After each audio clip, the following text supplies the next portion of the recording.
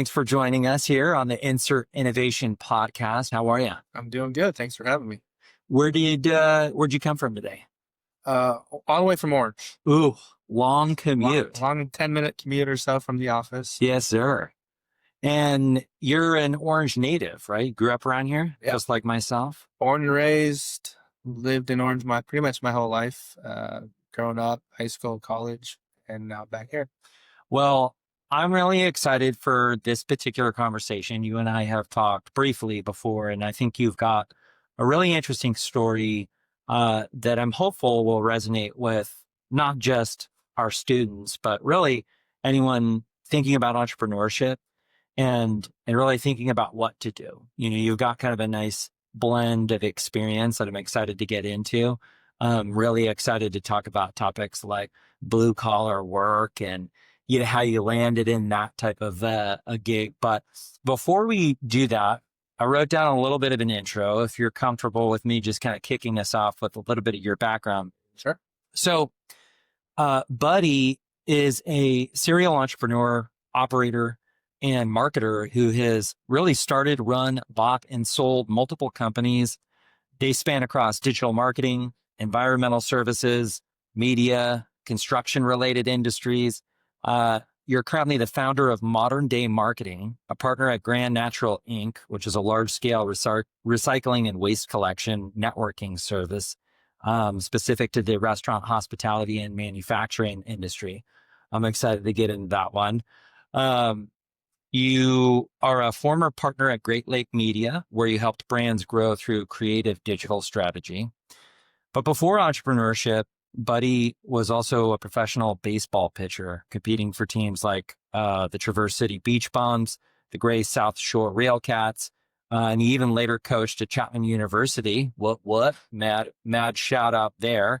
And in the Orange Unified School District, mentoring young athletes for over a decade. So you're someone who thrives in the trenches. You like building systems, managing operations, developing teams, navigating acquisitions, and essentially just making things grow. You're also deeply involved in community sports and youth development, serving on boards for multiple youth organizations. So today we're going to dive into really, I think, the lessons that you've learned across a lot of these chapters. You got a lot of experience, and I'm sure you're not done. I'm sure you got a lot of big aspirations for what's next. So we'll get there as well.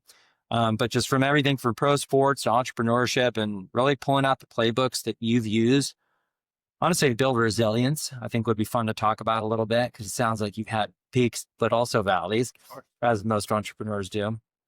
But also, how you've scaled companies. Like, you've done some pretty big things. You're currently doing some big things, and you've just been staying in the game for 15 plus years. So congratulations there. And thanks for joining us. Yeah. So I always like to start with kind of a founding story. You've started, you've run, you've bought and sold businesses. What do you feel like is the driving factor for you that made you say, hey, I think I'm just going to go play in this world called entrepreneurship? When did that first begin? Was that at a child age, in college? Help us kind of understand where you got that itch. I would say it was probably in a couple different stages. Starting off, both my parents are entrepreneurs. They both own their own companies, their own businesses growing up. I saw, the benefits, as well as, the hard times in both businesses. And I just knew that the freedom and flexibility was something that, was definitely something that I wanted to do. Being able to make my own schedule. At that point, obviously, envisioning one day going to where my kids are and being available at all times to, be involved in whatever I needed to be involved in. And so I'd say my early years, I definitely knew I wanted to do something for myself, not for, the white collar industry, if you will. But at the same time, I didn't think I was going to do anything other than play baseball. So, that doesn't always work out how you plan. But I definitely knew I didn't want to work a normal 9 to 5 in corporate America. That's not something that I wanted to do. And then, fast forward to college when, during the off season, when the other baseball players are doing internships and a lot of them knew exactly what they wanted to do, whether it, be interning in, baseball communications or the front office, or knowing that they were going to go work for their, family's company at the end of their, baseball, collegiate baseball career after they get their degree. I had no idea what I wanted to do. So those were the times where I assumed that he's going to figure it out when the time comes, and, we'll work hard and make it work. Which I feel like is just kind of a given trait of really a good entrepreneur, which is sometimes you don't necessarily know exactly where you're going, but you have the confidence and, the work ethic to know that, hey, I don't know exactly what I'm going to do, but I know that I can do anything that I put my mind to. So you had the entrepreneurial spark, or maybe whether it was a spark or subliminal, you were growing up around kind of entrepreneurship. Your families were entrepreneurs. You go to college, you play baseball, right? What do you feel like? Because sports is a big part of who you are. Talk a little bit about your sports career before maybe we jump into business, and what you feel like sports, and specifically both being an athlete but also being a coach, taught you that you brought into entrepreneurship. Yeah, absolutely. I think the sports world prepares everyone for, the future, youth sports all the way up to people that play high school, college, and beyond.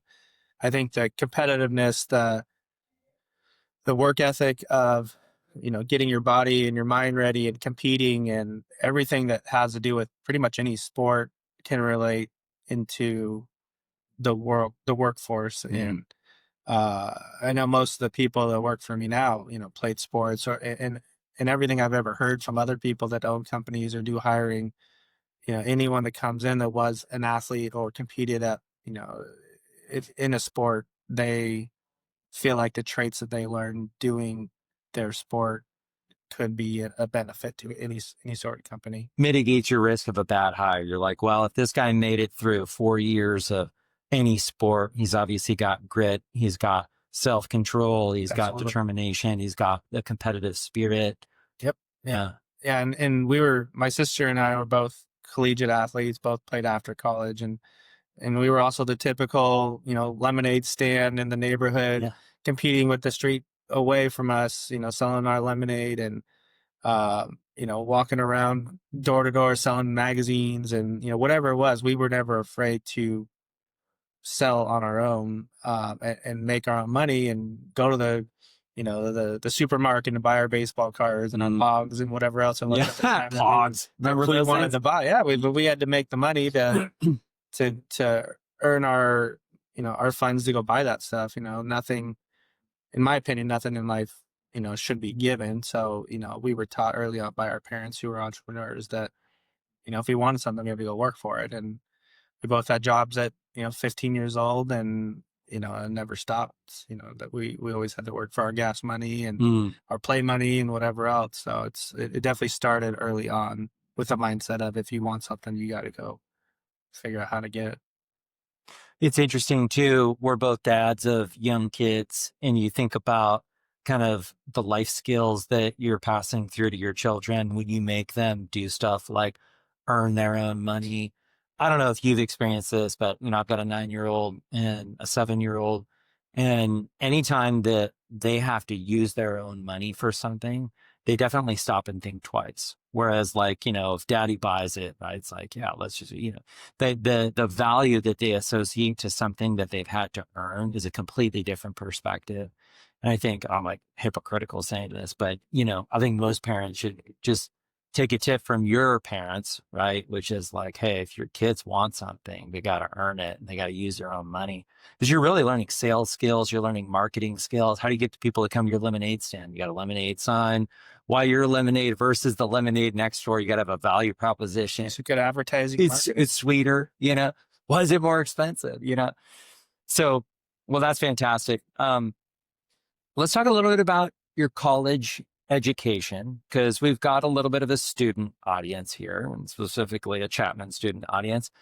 I sit down with a lot of students, and I'm maybe a little bit skewed because a lot of the students that come through this program are kind of the ones who think they want to be an entrepreneur, right? But They're in business programs. I mean, they do have an entrepreneurial minor, so some are in that, but a lot of them are, business, econ, some film and media, right?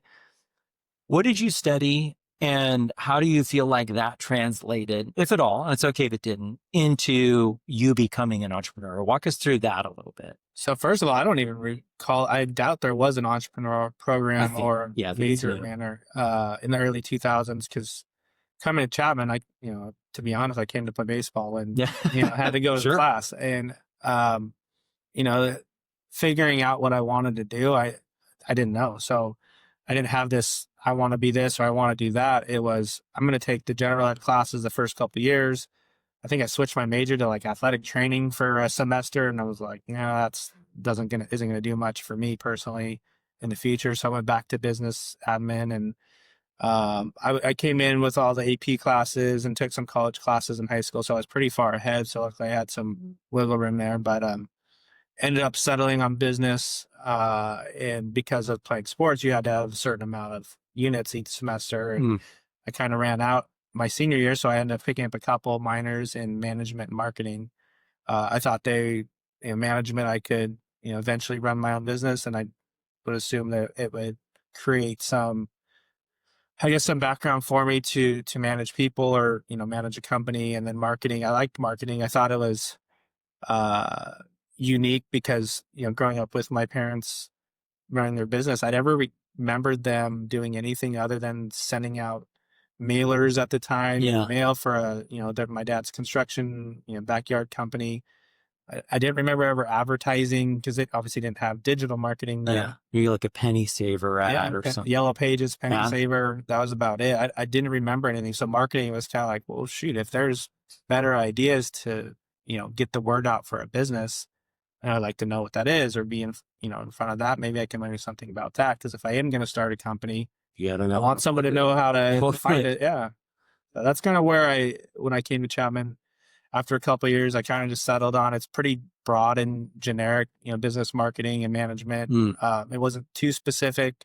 Figured I can do anything with it one day. I got good grades, passed every class I took, even, the senior year when I was kind of had one foot out the door. And luckily we had some group projects with some other people that kind of helped on that end too. But, no, I remember my senior capstone class, Professor Barr, I think her name was. She was awesome. But we did a project on the Hanson beverage company.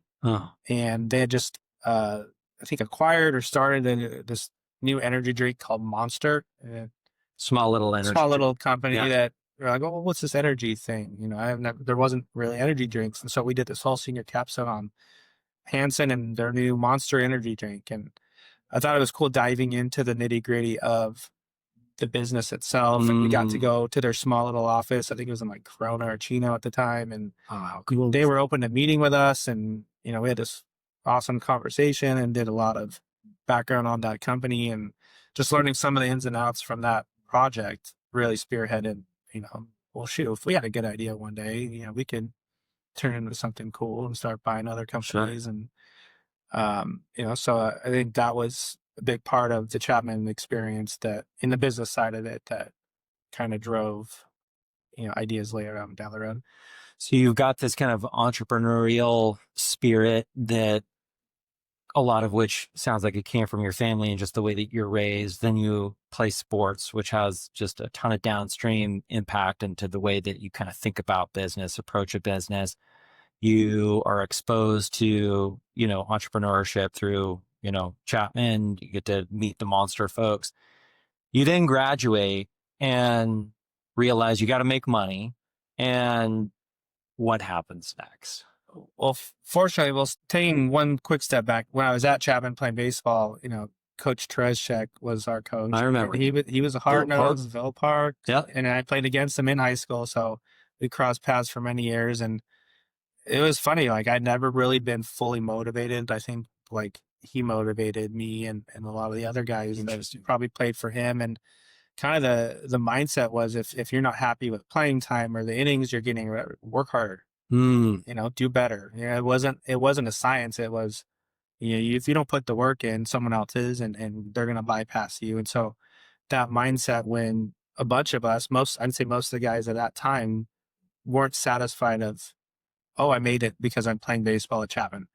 I would say almost every person's mindset is there. Well, if I work hard enough and I do the right things, I get more time on the field. I get better, I'm going to have an opportunity to play after Chapman. And that was 100% my mindset of, I wasn't even thinking about what I'm going to do after college because I'm just going to go keep playing baseball somewhere. And that was, and at the time, my wife was my girlfriend. She was in a full-on teaching credential program through Cal State Fullerton, and she knew exactly what she wanted to do. She was going to graduate with her teaching credential in 4 years, and she had it all laid out. She knew exactly if she's You're just sitting do. there like, what am I going to do next? I'm going to keep playing baseball. That was my mindset. So it was a little, we were on different paths at that time. So, graduating from Chapman and, unfortunately, playing at a small D3 school, we don't get a lot of exposure. And even though I did pretty well over the years, got an opportunity to play minor league baseball for a couple of years and,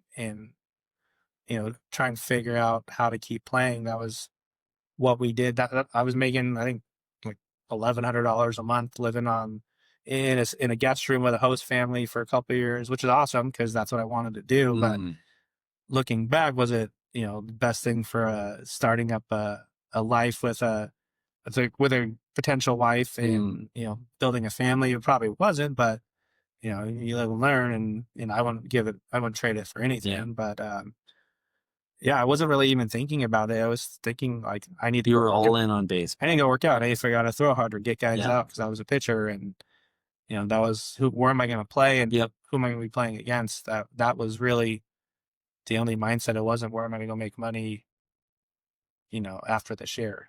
So what do you think truly motivated you, at least in that phase, and maybe a little bit now? We talk a lot about this, and I'd love to kind of get into, you jumping into the entrepreneurial pool, but I do think it's important to understand kind of intrinsic motivation behind Buddy, right? Like I think I sense a little bit of competitiveness. I mean, I don't think you can't be having the sports background that you do, right? It doesn't feel like at least young Buddy was motivated by money, but I don't know. I could be wrong. What do you think it was? No, you know what? I think I go back to, I had to work for what I needed and what I wanted. And luckily I had support parents. And, I think my senior year at Chapman, I ended up living at home just to save money because, I was having to work and pay for food and pay for rent and pay for everything. It wasn't, I didn't want all my money going to something that I didn't own. The renting and leasing cars and renting. Yeah. I always just thought that was kind of odd. And a good friend of mine from high school's father still owns a bunch of rental houses around Old Town Orange. And I know he rents into Chapman students and faculty and whoever else because I rented from him for 2 years. Yeah. And you were a tenant. I'm like, wait, so I'm giving him my money that I just get to stay here, but I don't own the house. Yeah. He owns the house. I go, that's genius. That's what I need to be doing is having people pay me for the stuff that I already own. Yeah. So there's just little bits and pieces throughout the years that kind of shaped my mindset. But going back to the competitiveness, I hate losing. I hate losing in anything. You can ask my kids to this day. I don't let them beat me in Monopoly. I don't let them beat me in basketball, golf. We went to the Bahamas a few months ago during the summer, and my boys, there was a tennis court at the resort. They're like, let's go play tennis. I'm like, you don't want to play me in tennis. I'm pretty good at tennis. And I haven't played tennis in 20 years. And I kicked their butts for an hour and a half, and they were all mad and told you, I'm not going to let you win. I'm going to beat them every game. And, they will tell you that, shoot, I didn't know Dad could play tennis. How old are your kids? My oldest is 15. He's a freshman in high school and a really good athlete. And I'm a 13-year-old boy. He's also a good athlete, and apparently I'm better than him at tennis. But then I have 2 daughters, 11 and 7. And are your teenagers better at you at any particular sport yet? Or are you still got a leg up on it? I would say my oldest one can now beat me in a foot race. Yeah, they do have He's faster, advantage. and I'm not as fast as I am. Not that I was ever fast, but I don't know. I mean, I don't know if I could get him out anymore, trying to get him out on the mound, just because my arm doesn't throw as hard, and he's facing fastballs faster than I ever threw. So it's I think they've passed me, and I think that was always my goal with my kids is they better be better than I was, and I gotta train their mindset and their abilities to be that way at some point. Otherwise, I failed as a father. If they're not as good as I was, then I didn't pay enough attention or motivate them or push them enough. So I love that. Well, let's pivot a little bit and talk a little bit about business. So you graduate, and sounds like you had a little bit of a baseball career shortly after graduating, but at some point you jumped into entrepreneurship. So let's talk a little bit about when that happened, how you decided what to do, and talk a little bit about that experience. sure, yeah, 2007. I remember the summer. I got told I wasn't good enough to play anymore, Ouch. and my wife was my girlfriend at the time. She had just flown out for the summer to Traverse City, Michigan, and was going to spend a few weeks there. And she got there just in time to drive all the way back cross country. So that was a long 2 or 3 day trip that felt like years. But coming back and just not knowing what to do at that point, I took a little bit of time and just kind of thought about what I want to do next. And shoot, now I got to get a real job. What am I going to do? And I mean, you have a business degree from Chapman University. You have this background of athletics. Like what is it that I can do? And Real quick, can you talk, because that's really interesting. You kind of got, I'm assuming you weren't prepared to absolutely get that not. news. So you get punched in the face, figuratively, maybe literally, I don't know. Pretty close. So yeah, pretty close. And then you've got this kind of short window that feels like an eternity to just let that sink in. Like, what did that feel like? Did you feel lost? Did you feel scared? Did you feel motivated? A little bit all the above? Yeah, all the above. Yeah. The just coming back, the disappointment, the uncertainty. My girlfriend, who was now my fiance, was Some pressure. trying to, Yeah. well, what's our life going to look like? You have no job. You don't do anything. Not that she's saying that, but I'm just assuming that's what she's thinking.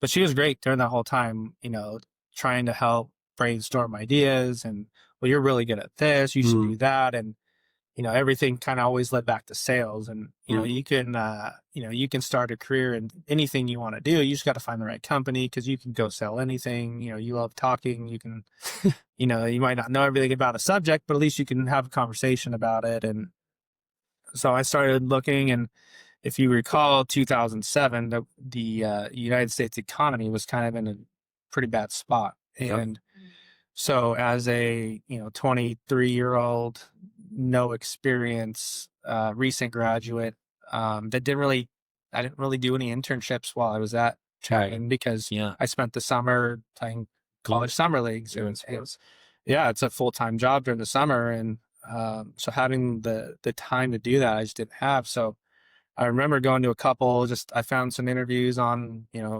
Monster Jobs or whatever it's called. Or, Sure. LinkedIn wasn't a thing, and a lot of the other things weren't a thing then. So I don't remember how I found the job openings then, but I went to a couple, and it's like, well, first question, well, what kind of experience do you have? Right.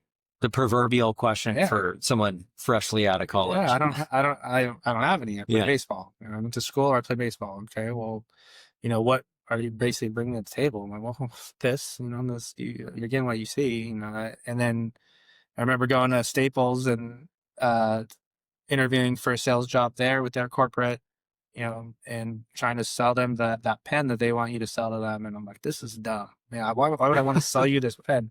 Walk down your aisles, like, you got billions of pens. You don't need this pen.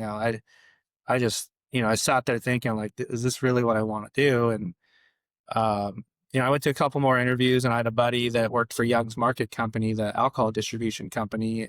They were in Tustin at the time. And I was like, well, that sounds interesting. Like, I don't even know anything about it, but, the alcohol has to go from the manufacturers to the shelves in the bars and restaurants and grocery stores. And so I interviewed there, and I got an entry-level position. I don't know, it was probably like, $30,000 a year or something, and not enough to, make a car payment or two. But, I took it because it was the first opportunity that I had. And I was up at 5 a.m. stocking shelves in grocery stores and making sure there was enough labels showing on the, in the aisles on the, on the shelves. And, I was done by 1, 2 o'clock every day, and like Cerritos and Cypress and, this territory that I wasn't really familiar with, but I just, I woke up every day hating it and not wanting to go to work. And after a while, I'm like, I don't think I want, this is definitely not what I want to do. And I knew there was growth opportunity because, you hear that every day from everyone else that's, in your shoes, but it just wasn't the business, the industry that I felt like that's what I want to do. And I think I had a long conversation with my dad, who owned a swimming pool construction company that was kind of slow because of the economy. No one was really building the big backyards, and he's like, well, hey, one of our office manager just, left, and, I have this opening, you could definitely be the person who runs the office. And so, fortunately, I took that position and didn't know, I knew for sure it's not what I wanted to do forever, but it wasn't waking up at 4 a.m. and stocking shelves. Sure. At least it could buy me some more time, I guess, till the wedding to figure out what, I wanted to do. Yeah. And that's kind of where I was at for a few months. And I think it was like the beginning of 2008. I was sitting there, I was basically managing the QuickBooks and the accounting side of it. I was doing some sales calls. I was, answering all the phones. I was sending invoices. I was trying to figure out how to drive more business for the company. That's kind of what I was kind of doing, everything, which is cool now because I kind of had to do every kind of bit and piece of that business. And so I got to see what it was day to day, actually running the company. Which, real quick, I think is an important note, because a lot of people thinking about entrepreneurship, right? Especially you talk to younger people who have an idea, a concept, they're really excited to bring it to market. They're really excited to sell some widget, and they've got their financial plan and whatnot. But a lot of them just think that they can hire out, the stuff that they don't necessarily know how to do themselves, Sure. right? Which is very much not the case when you're starting out. Like, you can't just go hire a bookkeeper and hire someone to create all your invoices and hire somebody to do. I mean, you can, but as you know, you get run out of money real quick, and cash flow is king in a small business, right? So it sounds like this office manager job in a lot of ways kind of exposed you to all of the back office and front office, marketing, sales, invoicing, billing, payroll, that is just required to run a business, right? So in some ways, you kind of got a little mini MBA just in that office management position. Yeah, it was actually my first actual real life experience of running a business. It wasn't, working for 7 different layers of bosses. It was, my dad and a few of us in the office, and I was basically having to do pretty much every role in some fashion, and having to figure out, thinking back to Chapman's accounting class with Hank Adler, and I got to balance these books, and how do I run this balance sheet and P&L, and oh yeah, I remember doing this, and just, a refresh course in now in the real world where it's real money, and making sure I'm not screwing it up, because dollars and cents is, key in running a business. You got to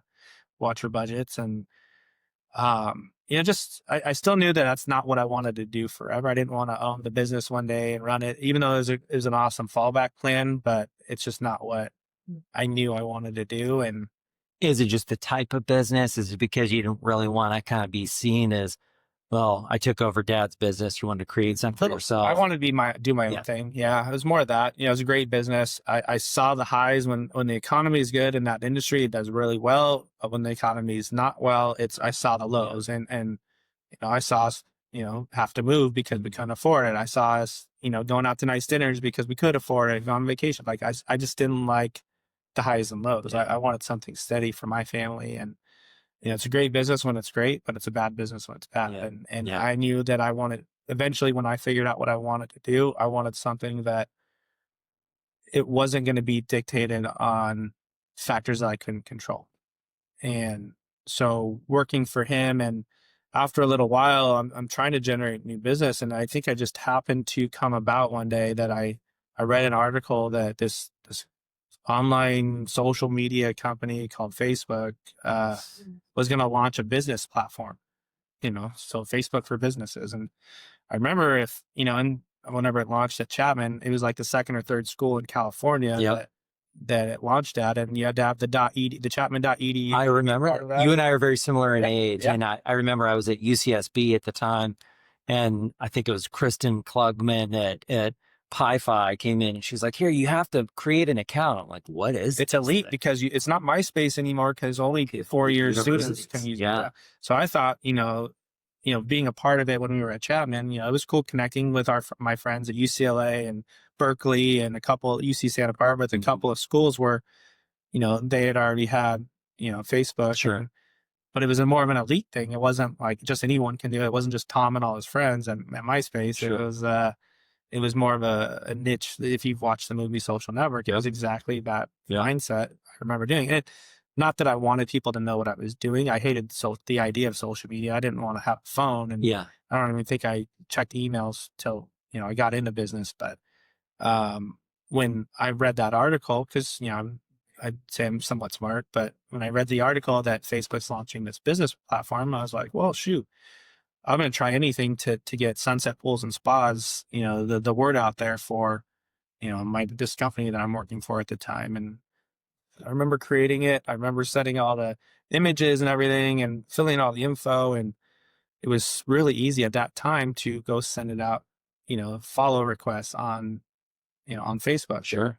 So I sent out to every person in my contact thing, and I just asked them to send it out to their people. And within about 90 days, I think my dad already signed hundreds of thousands of dollar backyard jobs. That's huge. And my dad was like, dude, how did you do this? Where are these coming from? And it's, oh, well, my friends' parents didn't know that, my family did this, or we shared it for my brother's uncles, this and that. And, we were thinking about redoing our backyard. I didn't even know, this company existed. And so I was sitting there just in the office. I'm like, shoot, this is something that every business needs. They need someone to run their Facebook page for them, create them a page and run it. And, so I just happened to call, my best friend at the time, Greg Solario. His wife actually works here at Chapman now. And he was at the time working for Valpak, that advertising company, the money mailers, you get the coupons in that envelope every month. I remember that.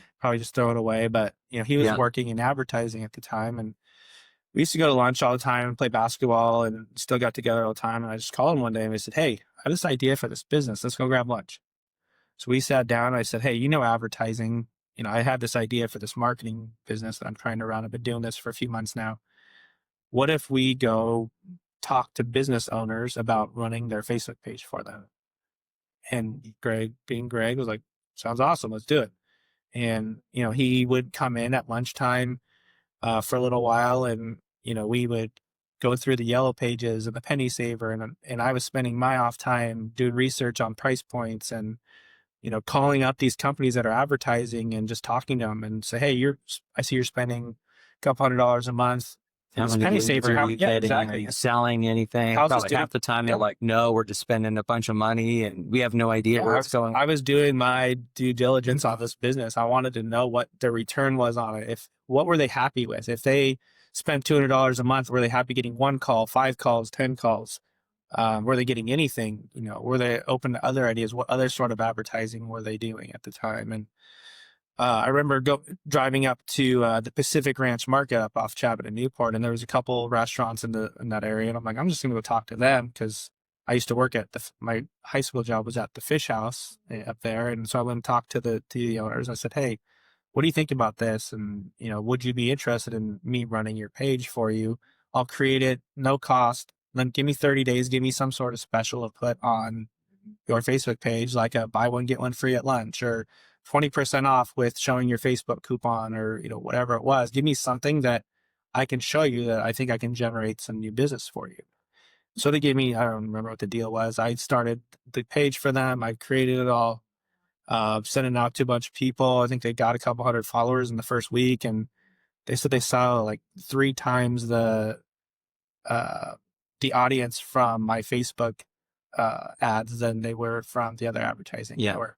And they said, absolutely, we'll spend, $250 a month with you to run this, to bring, a new deal every month from Facebook versus this other stuff. And so that was awesome. And, Greg ended up quitting his job at Valpak, and he would just come sit in my office where I'm now married. You're working 2 jobs. You're side hustling. I'm side hustling. I just started coaching high school baseball.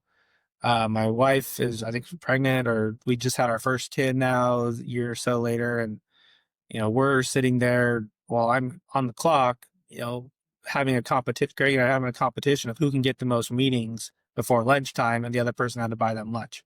So we're making every phone call throughout any sort of advertising we can think of, hey, we're this new marketing company. We need that modern day marketing because, we thought, well, shoot, this is a modern way of marketing. And so we created went through the whole process of creating our first S Corp and filling all that paperwork and doing all our business licensing stuff and getting it published and just going through A to Z on what you have to do to start a business and real world business. And, we just pounded the pavement for probably, I'd say, close to a year. And I think we worked up to about 50 businesses that we were charging, $200 to $300 a month to run their marketing. It's, more than we were both making, Totally. before, at startups and, running offices and whatever. And so we ended up doing this project for a buddy of mine that I played high school baseball with that owned a CPR and first aid school in Orange, kind of by the Main Place Mall. And he's like, hey, I'll let you run all my social media. He goes, but I want to work out a trade. He goes, you guys need somewhere that people come meet with you. They don't, because he came to my dad's office. He's like, you need your own place. Well, we can't afford it yet. And we're just still starting out. And he's like, well, hey, I'll give you one of my office space. You run my marketing. You can use my office. And now you have your first office. That's huge. So yeah, it was the leap. I told my dad, I was like, I'm gonna go pursue this full time. Like, I'll still help you on the side, but you got it pretty much handled. The economy was starting to turn a little bit better. Yeah. 2010-ish. And so we started, we got our first office. Granted, it was, we weren't paying it for it yet, but it was trade. So somewhat, You're paying your opportunity cost. I mean, yeah. So we're still growing and growing. And I remember Ryan at, Code 3 CPR was like, hey, have you ever built a website? Greg, okay, well, no, but we can figure it out.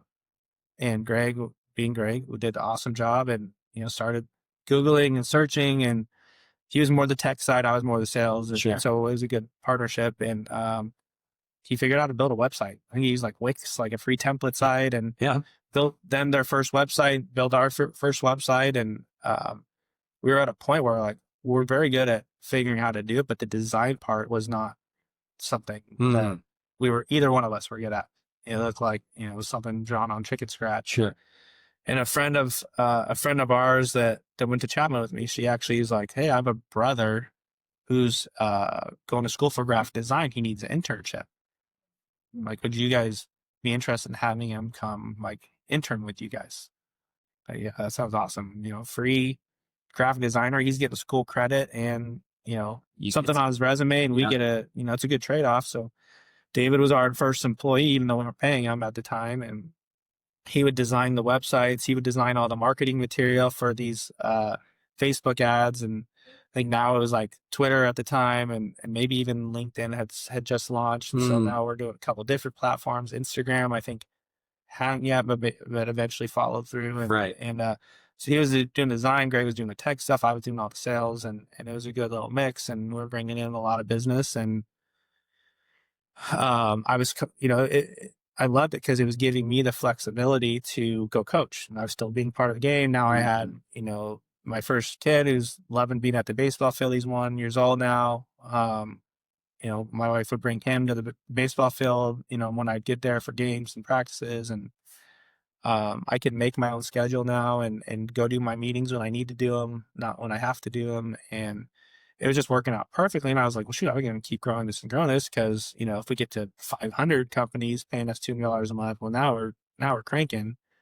We didn't get to that, but, that was just the mindset of, I'm going to keep coaching and give myself the freedom. And, we bought our first house in Old Town, and when we got married, and now I was able to afford the mortgage, not my wife, on her teacher salary. So I was feeling, better about this potential business actually a provider. And so it was everything was kind of starting to align. And then we find out we're having another kid, and I'm also giving pitching lessons and running a travel ball team and doing I probably had 4 or 5 income sources at the time, and none of them were doing really well, but they're all doing enough to provide for the Yeah. family and do what you have to do, and grinding. I call it the grind. Like that was, if having the idea was the first part, the grind was Executing against the idea. yeah, it was. It was great. That's what it was. And I remember, I think it was 2011.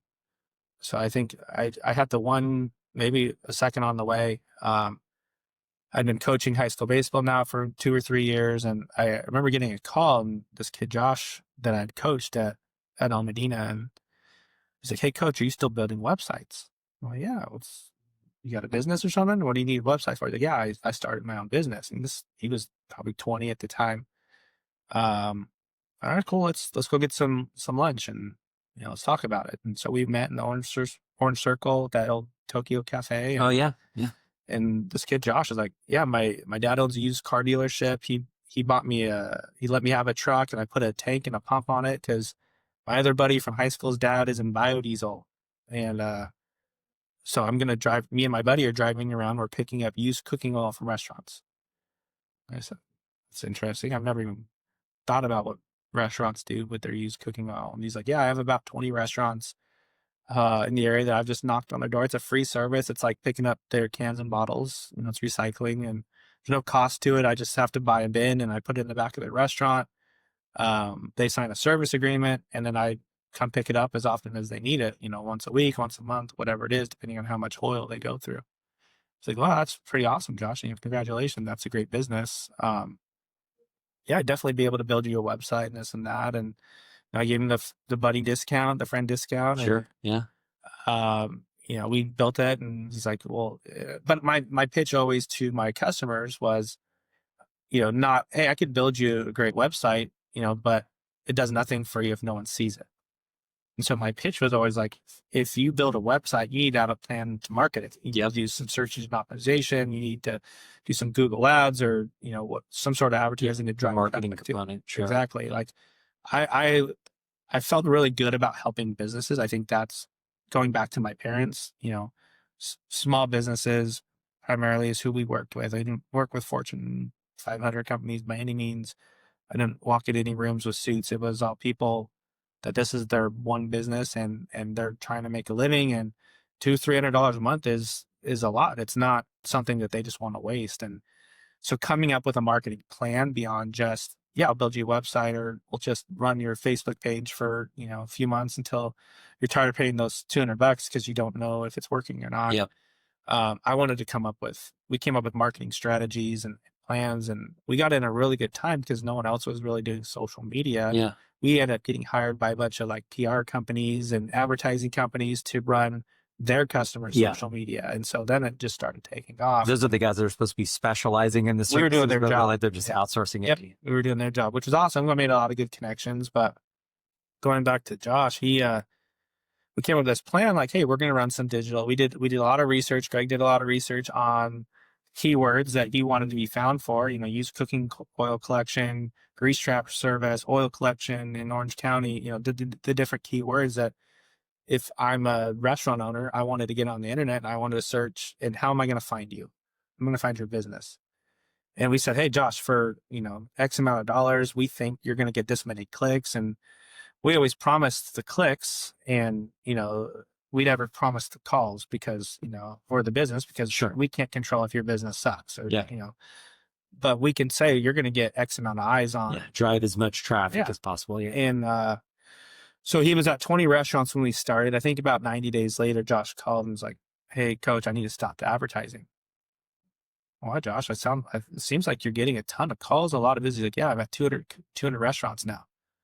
I said, okay, so you've gone up 1,000 times in 90 days. Like, what's the problem? He's like, I'm too busy. So you're never too busy. Josh, business 101. You're not too busy. You need another truck. Mm-hmm. You need to now have a driver. You need to find a way to like expand that. Like, this isn't stop. This is, figure out how to expand. Pedal to the metal. This is the best problem you'll ever have in business. And again, to his credit, like he's 20 years old, working, 50, 60 hours a week, driving around, doing all this. And he actually came to us and said, well, hey, I don't really know how to run a business.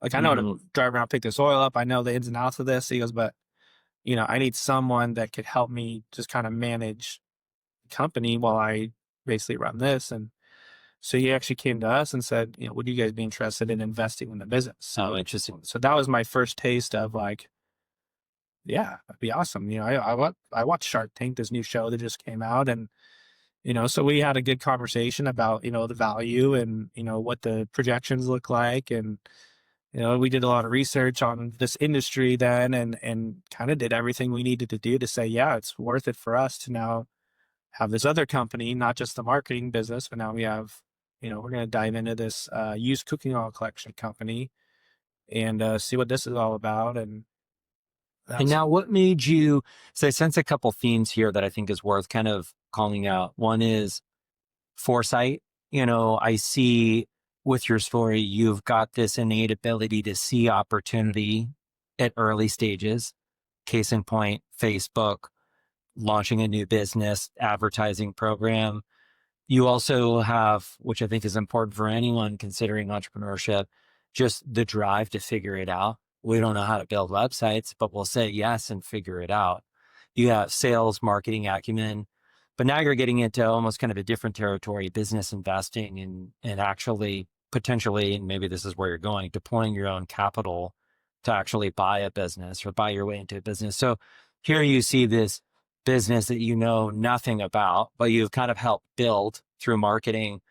What makes you feel like this is a good investment? Like if you put your investor hat on, is it just the growth? Yeah, you know what? Just the initial growth, hearing the industry, knowing if I didn't know anything about it, there's probably not a lot of people that do. And so it was kind of unique. Niche, yeah. Yeah, it's definitely niche. In talks with some of the people that I met right away in the industry, some of the biodiesel people, like it was a good old, it still is kind of a good old boy industry, if you will. People are running routes on scratch paper and Ready in their for brain. a bit of disruption, No bit technology. Of modernization. There was no technology involved. There was no routing system specific for that business. We had no competition in the digital marketing world. No one was running advertising. I think our cost per click when we first started was like around 20 or 30 cents, which at that point for people trying to get someone to find us for our websites, I think they were like $10 to $12 a click. Yeah. Which now I don't even know what it is anymore. I'm sure it's 10 times that, but yeah. The competition, there wasn't any. And I remember going back to business school, like, not that I was in an entrepreneur program, but I think the competition part was always like, going back to the Monster Energy and Hansen, like there wasn't a lot of competition at that point. There was not, there wasn't Celsius and Red Bulls and all the other companies at that time that I remember. Ton of white space. Yeah. Huge opportunity. Yeah. This energy drink was like, oh shoot, it's like Gatorade, but on steroids, I like the idea that it was a unique space that I couldn't find any competition, and the dollar amount that we came in at was reasonable to where it was worth a chance. It was more than I wanted to spend as an entrepreneur at the time that was still kind of in startup phase with the marketing company, because we still weren't fully settled, but I knew this was like a good industry. And Josh, was a kid that I trust. I've always aligned myself with people that I trust. That's always been a big factor. I've never gone and tried to do business with people that I couldn't trust in the business, and Josh I could trust. And not that I've always made the right choices, but that was a great choice. But that's probably one of the best learning things that I did over the years, was eventually made sure that anyone that I went into business with or worked with, I could trust. And it was far more valuable than a good deal. They say if both sides think it's a good deal, it's probably a bad deal. If they both think it's a bad deal, it's probably a good deal. I think that was a good piece of advice I always heard too. But so you see this opportunity, like you have, I sense a theme here. You see an opportunity and you take action and you leverage trust with existing relationships with those friends, Josh in this scenario. So he says, hey, I need help. I don't know how to run a business. You're like, well, I see some potential opportunity here. I know how to run a business. So what happens next? Well, we had that. yeah, we knew how to run a business. We had just gone through the last couple of years of startup. Um, a lot of our niche in the marketing field happened to be restaurants. We were running a ton of social media for You know restaurants. the space well, you No, know how to I've market it yeah. well. Now Yeah. met a ton of restaurant owners that were giving us the trust to run their social media for them.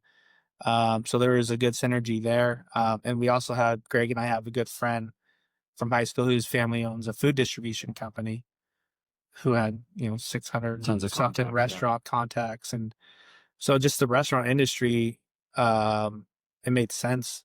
And this was a business that, like I said, it's a free service. There's no cost for it. It's the easiest sale in the history of sales. It's So can you, for our listeners, break down the actual business model then? So you obviously get restaurant owners to sign a service agreement to allow you to pick up this leftover oil, but then how does your business make money? sure. So basically the every restaurant is required by the California Department of Food and Agriculture to have a licensed collection company. It's called Go. Love the mandates. That helps with being a niche, right? It's called inedible kitchen grease. Okay. So IKG. They have to have a licensed IKG company remove their used cooking oil from their restaurant. And they can't just dump it down the drain. They can't put it in the trash. They are mandated by the state, California specifically, at the time, was mandating that they had to use a licensed company. So Okay. we have the licensing, obviously. We have a shop where we have storage. So the trucks drive out, go around. Well, going back to getting the business, we have them sign a service agreement for 24 months. We are going to drop this container in your restaurant, behind your restaurant, wherever you want it. You're going to put your used cooking oil into it. We're going to pump it out, make sure you're never full. Call us if it is. And at the end of that 24 months, if you're happy with our service, we're going to auto renew it for another 24 months. If you're not happy with it, well, then you call and cancel and you find someone else that could do a better job. Again, it's a free service. It's like them putting their cans and bottles back there. Yeah. I mean, what's the churn like? I mean, basically you don't show up at service or. Yeah, it's very low. We think it's around 1%. Yeah. It's not bad. The churn rate is basically the churn rate of restaurant survival. Yeah. The average restaurant lasts 3 Yeah, I years. didn't think about that. Average restaurant lasts 3 years. That's your biggest risk, whether or not the restaurant Yeah, survives. if they have crappy food, that's they're done. Yeah. Yeah, we're going to lose the business. The good part is most restaurant space, once a restaurant goes out of business, gets taken over by a new restaurant Mm-hmm. because of all the They've got all the TI, the infrastructure built, the cooking equipment. So that's the good news. Normally, if we can hang on or keep in contact or know the scenario that they're getting out and keep an eye on that business, we generally can see a new business coming in and get over there real quick. To let them know they're already set up. They just got to sign this new service agreement for our service, and it's easy peasy to continue on. But yeah, they signed the service agreement. We put them on a route, which at that point, with our background in digital marketing, now we've moved over to software. These iPhones are now having these things called apps on them, and we're starting to learn how to build iOS and Android apps. We're doing everything. Building software. So now we've built our own, we call it our ecosystem. We built our ecosystem in 2013, where it's a whole CMS system, a customer management system with routing technology. Optimize your routes, optimize your marketing. Yep. And the more, the closer you have restaurants together, the faster your pickup, the better the utilization. So we are totally transforming the good old boy industry into a technology space of what we're doing. And we are far ahead of the curve. After a couple of years, some of the, there's a couple $1 billion, collection companies out there that are publicly traded that we're showing up higher than in digital ads because we've been doing it for so long. We know what we're doing, and they're spending hundreds of thousands of dollars a month on their marketing department. And we're this little old company, doing a lot better than they are, which is fun to see. But, yeah, we just pick up the oil. We leave a manifest for the city health inspector so they know who's picking it up, and we take it back to our shop. We render it a little, so essentially put it in these centrifuges and clean it a little. So you figure a fryer has food particles, a little bit of water from them washing it. We have to get that water and the food particles out, and we're selling that yellow grease is what it's called to biodiesel manufacturers and And is that an easy thing to do, or are these manufacturers really needing this product? And They do. They need the product. why is this such a hard product for them to get? Because used vegetable oil is about 70% of what goes into biodiesel. Oh, So it's the main byproduct. And obviously I learned all this over the years. of course, yeah. I knew nothing at the time, but learning that there was a need, not having a vision, but assuming that, the world's not always going to run on regular diesel, and, with all the, the way the world is with, the green initiatives, I'm right there. I'm a normal tree hugger, just like everyone else, I guess. Sure. Now, Yeah. I'm doing my part, but, it just made sense to kind of dive into that and do more and more. And, yeah, we're cranking. I think we went from his 200 restaurants. I think when we got in, I think we're at 2,000 within a couple of years, and 2,000 restaurants. yeah, And all in Southern California. I was going to say, what's the G? Yeah, Okay. yeah, San Diego up to the Valley, out to like Ventura, like nothing. Didn't go to Santa Barbara. We went to Palm Desert, but not past kind of that bubble. And I remember we had this now we had an office. I think we had 3 trucks. We had a shop in Anaheim over by Angel Stadium, and remember one day Josh wanted to have a meeting, and he came in and just like, hey, can we talk? I'm tired of working, 50, 60 hours a week. I'm 21 years old. I want to go back to school. I want to travel. This isn't what I want to do forever. And I'm okay, well, what do you want to do? I'm like, do you own half this company? He's like, well, can you buy the other half? So, okay, well, we have this whole marketing company. We have half of this grease company. At that point, we were doing a couple other things, for some startups that people had come in and asked for some help in marketing. And being the Shark Tank lover, it was, hey, if you don't want to spend X amount of dollars a month, why don't you just give us a small piece of your business and we'll run all the marketing for you. And so we had little dabbles of businesses here and there. And so we ended up coming up to an agreement, bought the rest of the cookie oil collection company. So now we owned Grand Natural, which is the oil collection company. We had Great Lake Media, which is what we rebranded the marketing company. But we had our parent company, Modern Day Marketing, a few other ventures that we were going on with other people. And so now we had no time in the day other than, going home, sleeping. My wife will still tell this story. I'm getting in trucks when drivers don't show up, and I'm picking up oil in the middle of the night, and I'm finishing up dinner, and we'll get a call, and I'm driving to Calabasas at 11 p.m. and getting home at 2 p.m. smelling like grease, and taking all my clothes off out the back door and just throwing them away because I had a spill. It was a startup. I mean, to us, it was a startup, but we were making money. We had the funds to hire more people, but trucks breaking down now. Yeah. Insurance, one of the drivers ran into a gas station and plowed over it seemed like every week there was something that was a headache. Yeah. And so Greg and I got together and we met with the company that was buying our yellow grease from us. And we just said, hey, we don't think we want to do this. Running the trucking company side of it. Would you guys be interested in taking over all of our routing? We'll still own the accounts. We'll still own the service agreements, but we're going to subcontract all the servicing to you. You're going to guarantee yourself you're going to collect all that oil. We're not going to go sell to someone else. Because there's 4 or 5 different companies that we would dabble selling to based on timing. And so the company was like, yeah, that sounds fantastic. So they strike exclusivity. Yep. You get we get out of the managing of the trucking, basically the logistics company. We can focus on sales and marketing, and they can focus on the actual trucking aspect of it. It was win-win. And I would say that was probably the best deal we ever made, because our margins were the same. Yeah.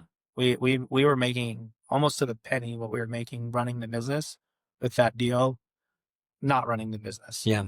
The managing the people, the logistics, the trucking, the insurance, the headaches. Yeah. Every headache that we had, not every, but most of the headaches we had were now gone.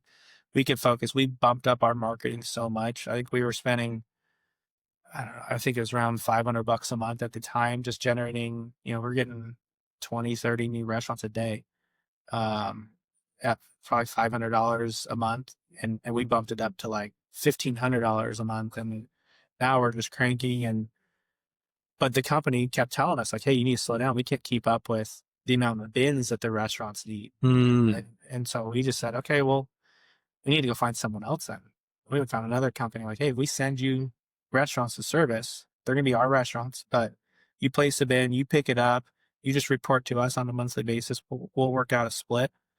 And, you just do whatever you do with your restaurants, and you just send us the data on our restaurants every month and a check for our percentage. And so we found another company in Southern California because that company couldn't keep up with our demand of our accounts. And then we found a company in Phoenix, and then one in Vegas, and then one in Fresno, and then one in Sacramento, and then one in Portland, and then Dallas. So then we just kept finding more and more businesses, increasing our marketing.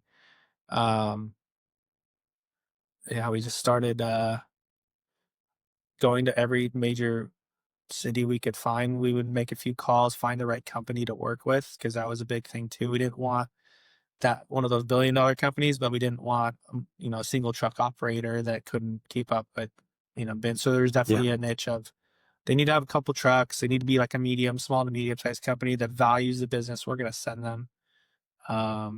So we did a lot of research. We actually had brought on a third partner at the time, our buddy that was in Texas. He came in, was interested, had some money to spend. He bought in at a good time, or so we thought.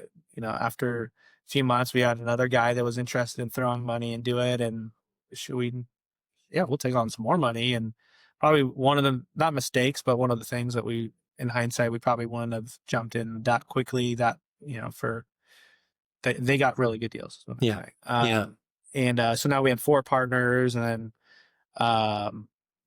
the third partner, we ended up, he wasn't available all the time. So it was a tough conversation, but we had to just say, hey, the 3 of us are meeting all the time. We're making decisions, and you're not able to be there. Let's, buy you back out. And now it was the 3 of us, and we're running it. We made the decision to solely go subcontracting route. We're now in, 25, 30 states. We have a bunch of, I think we're up to 5,000-6,000 restaurants that we're managing. Now we're basically facility management, but to use cooking oil as the main part, we added a few more services, grease traps, hood cleaning, pest control. We like to say all the crappy jobs for a restaurant. Yeah.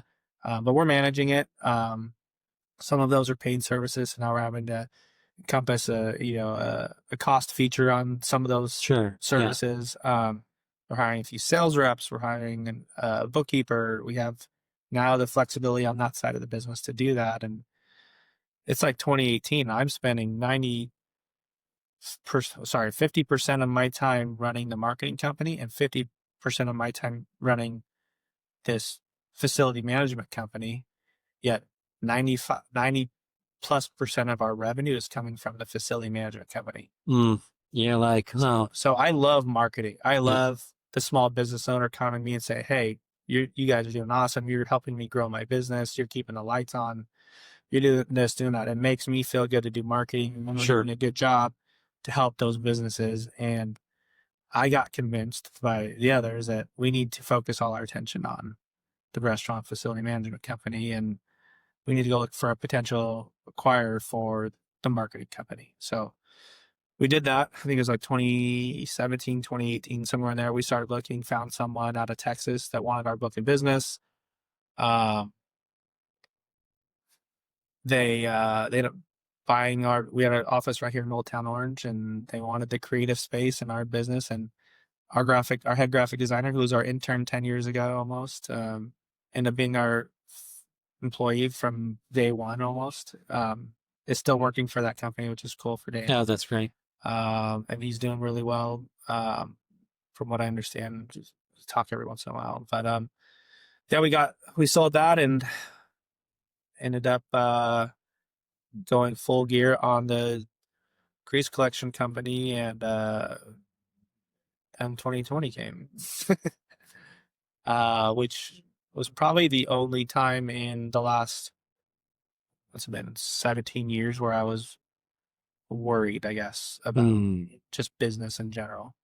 At 2020, I had 4 kids. I had 2 in private school.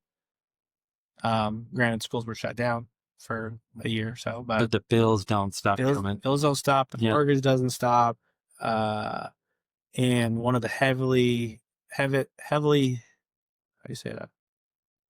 One of the industries that hit the hardest during COVID was restaurants. Yeah, of course. If you weren't set up for takeout or delivery, like, you're closing your doors, especially on the West Coast and the East Coast, which was a majority of our business.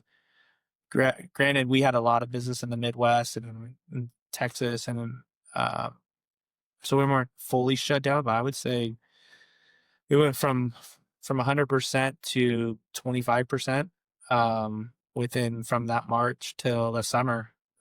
We had to, I guess, let everyone go in our office just because we weren't sure if we weren't going to be able to afford to pay their salaries and salespeople. We just weren't sure. Like, we sat everyone down. We said, we will love to have every single one of you back, but we can't afford, we're not paying ourselves right now, and we're not making any money. We had to get some of those EIDLs and the SBA loans just to keep the lights on and, everything running. And there was probably 9 months or so of. How many employees did you have to tell that to? Fortunately, we were a very small company, so I think we had 8 at the time. That's still a lot of people. Yeah, but people that have bills to pay, families. Yeah. Well, and the hardest part, which I wouldn't say was a mistake or still not a mistake in business, but I'd say every person that I've hired since probably 2014 has been either family or friend. Yeah. So having those conversations with families or friends that have kids that I know, that have families that we know, that we are going on vacation with, that we are doing dinners with, that our kids play with, like, that is the toughest part of it. It's the best part when we're able to help them, and it's the worst part when things aren't going right. So that's a good opportunity to just kind of give a little bit of advice back to anybody who's struggling. Would you recommend hiring friends and family in a small business? That's a tough question. And a loaded question. It is. Yes, if it goes well. I mean, I don't know what else to say about that, but if it's going well, it's a great thing because you can trust them. You hope that they're busting their butt because they want to work, and I'm their friend or family, and you get to win together. Or high-fiving each other. Yeah. Yeah. But if they're not doing their job, if things happen, if we have to get rid of that side of the business, that's the worst thing. And I've lost some best friends. I've gained some, better friends. It's not all been great by any means, but and not every business we've dabbled in has worked out, where we've been friends and they want to start a business and we help them out, and then all of a sudden their business isn't going well, and it's my fault.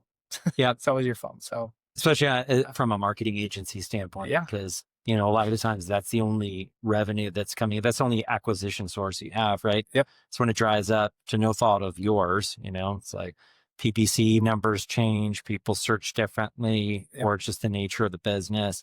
But yeah, they point the finger at you, right? Yeah, no, it's got a lot of bonuses being an entrepreneur, but there's also a lot of risk and a lot of things you don't think about. So to answer your question, yeah, I would still. I'd still, even if I can only work with them for a couple of years and help them provide for their families or whatever. I mean, if they don't see that, I can still sleep at night because I feel like, I did everything I said I was going to do. And if they didn't, or it didn't work out, I never half-assed any sort of marketing plan or, I never beat it around the bush if they're not doing their job. Like, that's not something that I've ever done. So, so back to 2020, and I want to get to a couple points here, but let's kind of 2020, you go through just getting punched in the face during COVID. Okay. How does that feel, coming home every day, not knowing what's next, having to, let 8 very valued employees go? Walk us through kind of the emotions of that. Because sometimes I think it's a little bit of an overlooked piece of the equation of considering entrepreneurship. It's like there's the financial kick to the face, right? Yeah. Well, fortunately, I would say, just jump in real quick. Financially, like, I've always been very smart with money. I don't, I don't live a lavish life. I save. I have everything set for the kids. I'm not making $1 and spending $1.50. I'm making $1 and spending 50 cents. I'm making sure that, because seeing my parents growing up, like, you never know. Yep. When it's bad, it's bad. So I've always prepared for the worst. So yes, the business itself struggled mightily for almost a year, but myself, like, I can budget pretty well. I can go to Costco and stock up even if they don't have toilet paper. I can do all right. I can manage. And other people can. We end up having to buy out one of our, my initial business partner, because that it was just, he wasn't prepared for that. A lot of people were prepared for what happened and couldn't survive during that time. And so there's a ton of other, things that I wish wouldn't have happened that end up happening. And but we got through it and we rebounded. And um, I don't know if it makes sense to everyone, but the industry itself, I mean, it had a huge spike after that. The the green initiative of yellow grease became astronomical after that. And it rebounded better than ever. It's flatline, not flatline, but it's leveled off since. Yeah. But it went way down and then it went way up, and Yeah. and it kind of offset each other. And we got to hire everyone back. We got to keep on trucking, and What a crazy story. yeah. But yeah, it's been going well. Now we're in year, I think, almost 15 of me being involved in the business. And I think there's still 8 people there, and friends and family are doing all right. Well, I want to use this as an opportunity to maybe kind of close this out, as much as I'd love to keep going, but I just want to acknowledge a couple things that I've kind of heard along the way with your story here. I hear kind of from a young age being exposed to entrepreneurship, both the good and the bad, kind of planted this seed in your environment, this kind of consistent environment of competition through both sports, but then soon to be shortly after entrepreneurship. You also have a knack, whether you realize it or not, for, I think, research. I think what was really interesting about your story, when you were coming into the marketing business, is you took the time to call and pound the pavement, and talk to a lot of small businesses to figure out what about their advertising was working, what about their advertising wasn't working. That, I think, is a really important point to a lot of soon-to-be entrepreneurs. In this program, a lot will have students come in and they'll be all excited to show their shiny object and their feature. And then you'll ask them the question, well, what problem are you actually solving? And it'll just be, ghost face. It's like, well, I guess there isn't. I think those tough questions, I think that what you just hit on the head. If I used to starting with my wife, what do you think about this idea? Tell me everything that's wrong with it. Tell me, I think everything's right with it, but give me your feedback. I'd go ask my parents. I'd go ask friends. I'd go ask, hey, what do you think about this idea? What about this product? What about this business? What about this service? What about opening this sandwich shop? Like, what are some ideas? What's some longevity in this business? Is this a fad? Is this something that's going to be irrelevant in 3 years? Yeah.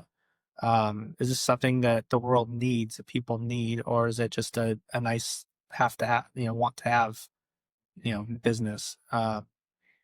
I would strongly recommend to anyone that has an idea for a business, go validate it. Go validate it with some people that aren't going to go just steal your idea. Yeah. Validate it with people you trust and get their honest feedback about, where is this business going to be in 5 years, 10 years? Is this something that could be around for 20 years? If it's just a business where, our business, I assume as long as people are eating French fries, we're going to have an industry. But at the same time, the value of biodiesel, of yellow grease, is that going to be the main byproduct? There probably is a time where, we get calls weekly from companies that want to buy our business, this business, the main business. And I'm all for it. do that at some point. There's no, I've told every person I've hired, like, we're going to sell this business at some point, whether you're here during that or not. Like, I'll do everything I can to take care of you as far as, making sure you're part of that package and stay with it if you want to be. But this is not going to be generational business. Yeah. They're not going to be my kids business 50 years from now. This is something I'm going to work it. I'm going to build it up, and we're going to sell it at some point. But going back to the students, if they have an idea, is there plans for this? Do they want to build something up because they want to create, the next, Chase Bank that's going to be around for hundreds of years? Or is it something that they want to make some money in and, get it acquired in a couple of years? They have to know what they want to do with that before they get involved. Otherwise, if it's, gets to a certain point and they don't know that, then they're going to be stuck trying to figure it out. So, And this is a good opportunity to maybe end on a really good point, which is what I'm hearing is, conduct the market research, validate the concept. Your concept is only as good as the problem that you're solving, right? Learn how to market, learn how to sell, understand the long game. What do you want to do with it? So you want to eventually sell the business. Can you just kind of talk a little bit about why? And why not have a generational business? my current business partner that's been with me since, I think, 2014, he's the last guy that came in. He's been nothing but an entrepreneur since, I first met him. He's probably been the most instrumental just my business mindset over the last 11 years or so. I guess the old saying is you got to have money to make money, and I never had money. We did all right. We have enough to pay the bills and whatever, and he has done well for himself because he has done other things prior. He's 10, 15 years older than me. I forget what it is exactly, but he's where I was 10 years ago. Sure. Or I'm where he was 10 years ago, where he had money, he made his money, and now he was taking his money by selling a couple of his businesses he was involved in and making more money on that money. Yeah. And I think that this business has been great. It's been awesome, a blessing for my family and the people that have worked there. But at the same time, is it what I want to do forever? Probably not. And if so, if I can get a nice little jump start to go figure out something else, Sure. it should be enough to live off of forever. But if I want to go do other stuff, and I don't have specific ideas yet of what I want to do, but I think it's not just going to be playing golf, once a week. As much fun as that would be, but if I can come up with the right idea, I don't think I'm going to be done in the business world after we sell this. But at the same time, it's nice to have options, and yeah, it's there's if you have some money to play with, as long as you're smart about it, it's a lot easier than having no money and just ideas. So Yeah. But it doesn't matter what I do. I mean, if I'm not going to do anything if it's half-assed. So if I'm going to do it, it's going to be All in. all in. Yeah. So Well, buddy, this has been an absolute pleasure. What a great spot to stop. But I just want to say thanks again for coming in. Thanks for telling your story. It's an amazing story. I think what I'm most excited about is not necessarily the story of Buddy, but really where you're going with this. Excited to see where you go and what you do next. So thanks again for coming in and telling your story. yeah, thanks, Joe.